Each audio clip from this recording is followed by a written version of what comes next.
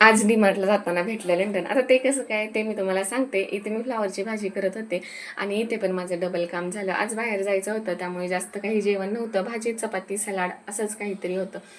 नंतर भाजी वगैरे केली आणि गुरुचरित्राचं पारायण वगैरे असेल तर कांदा लसूण मसाला किंवा कांदा लसूण वगैरे चालत नाही. तर इथे मी भाजी वगैरे केली आणि नंतर चपाती करायला घेतल्यानंतर माझ्या लक्षात आलं की यामध्ये मी कांदा लसूण मसाला घातलेला आहे. असं तर मग मी लाल तिखट वगैरे असं टाकून करत असते. नंतर मग चपाती वगैरे करून घेतली आणि नंतर दही होतं त्याची कढी केली.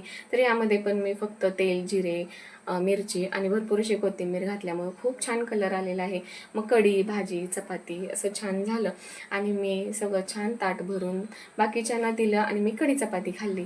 नंतर मग सगळं छान काम आवरून घेतलं आणि नंतर आम्ही निघालो डीमार्टला. तर आमचा इथं श्रीना तयारच असतो कुठे जायचं म्हणल्यानंतर.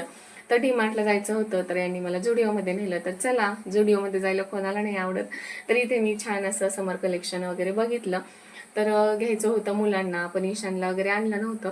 त्यामुळे मग जास्त काही घेतलं नाही. मलाच एक ड्रेस घेतला आणि आम्ही थेट पोहोचलो लंडनला. तर बघा आहे की नाही लंडनमध्ये. तर इथे लंडन ब्रिजचा एक शो आहे. म्हणजे आतमध्ये भरपूर काही बघण्यासारखं आहे. आम्ही अजून गेलो नाही. पण मी गेली की नक्की तुमच्याबरोबर शेअर करेन. नंतर मग डीमार्टमधून घरी आलो आणि लहान मुलं असतील तर अशाच पिशव्या घरी आले की खाली होत असतात. नंतर आमच्या गावची यात्रा होती तर यांनी भेळ वगैरे आणलेली होती. मग मुलांना भेळ खायला दिली. आम्ही चहा घेतला. नंतर संध्याकाळची तयारी, इथे शेवग्याची शेंग आणि भेंडी.